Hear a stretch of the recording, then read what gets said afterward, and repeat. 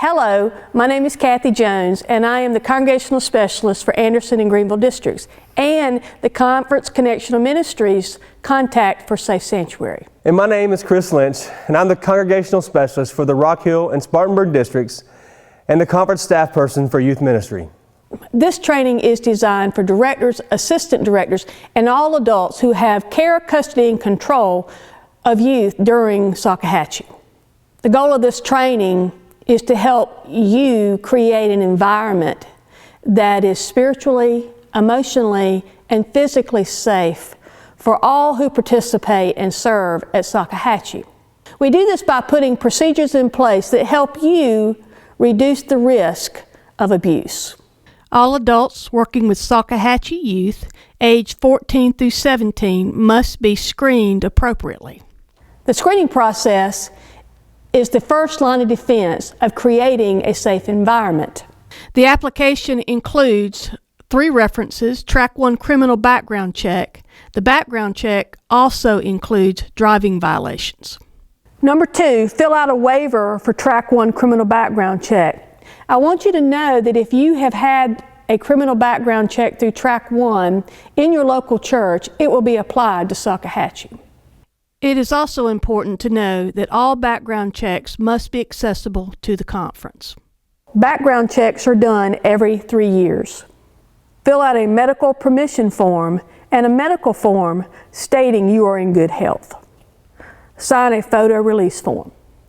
The screening process is the first line of defense.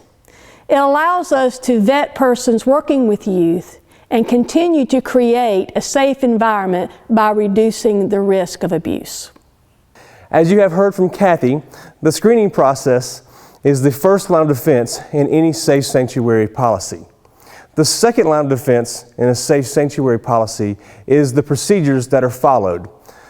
As the first line of defense and screening process checks into an individual leader's past, the procedures help protect those leaders and the young people they work with as the ministry actually takes place.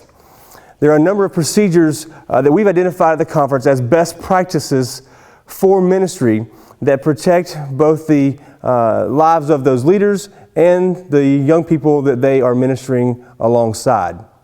Some of the best practices for procedures that the conference Safe Sanctuary policy includes are, first of all, the age requirements for supervisory adults.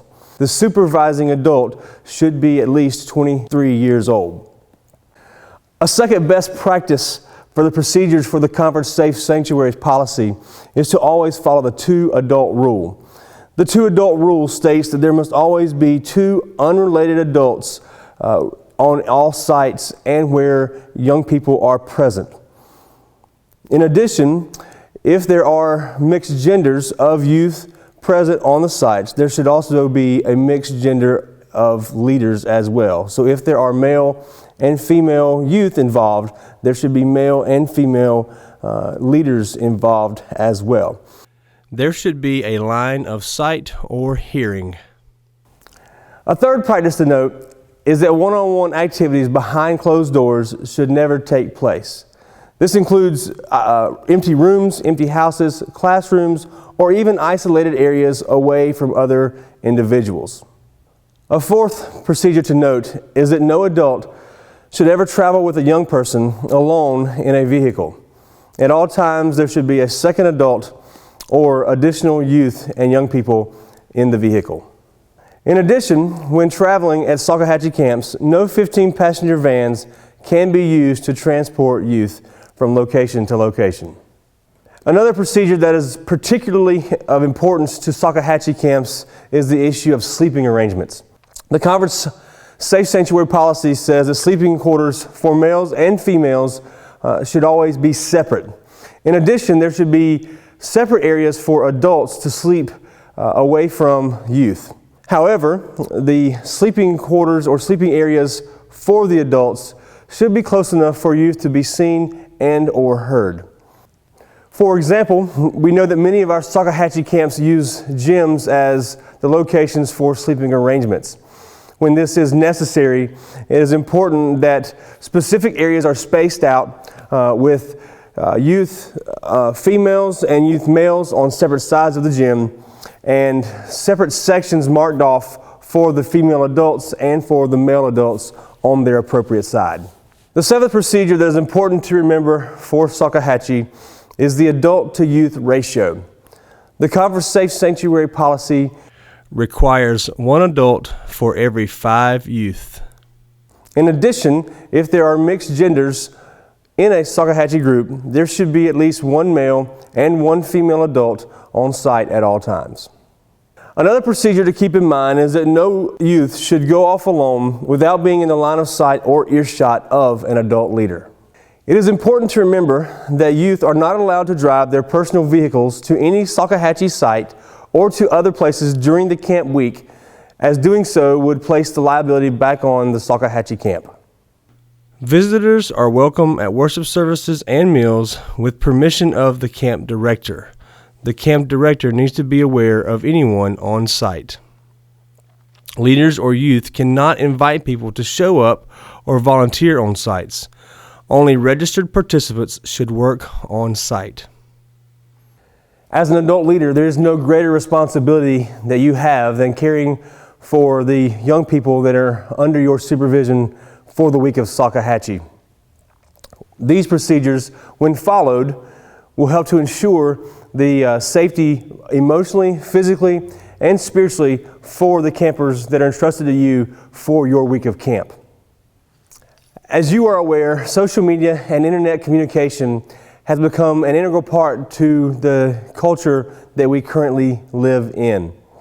Because of that, we have developed new policies and procedures that have been added to our Safe Sanctuary policy to allow youth and you as adults to utilize those tools while at the same time doing it in a way that will keep you as safe as possible. For starters, adults should not post pictures with identifiers such as name, date of birth, location, etc. However, adults are welcome to identify themselves. All social media accounts or pages associated with Salkehatchie will be designated as private when possible. This would require that all those who wish access be approved by the page administrators. We also ask that there always be 2 administrators who are actively monitoring the account. In addition, when checking in using any location tagging social media, as an adult, be sure to only check in yourself. The next policy to remember is that on social media, friend requests to minors should not be made by adult leaders. Communication with youth via text should always be done in a group text format and should include other adults. Finally, any site that is created for a conference endorsed or supported ministry must be approved through the Conference Connectional Ministries Office of Communications. There's a real possibility that some of the homeowners that you serve will be vulnerable adults. A vulnerable adult is anyone who is age 18 or older, who for reasons of aging, physical capacity, emotional or mental development challenges are unable to advocate for themselves. During Salkehatchie camp, when you're working on the homes, never leave a youth or an adult alone inside the home of a vulnerable adult. The wonderful thing about following a safe sanctuary policy is if there is an incident that takes place, you have clear guidelines on what to do to respond in a healthy, loving, and caring way. If an incident is reported, here are the steps that you would take to protect both the victim and the accused.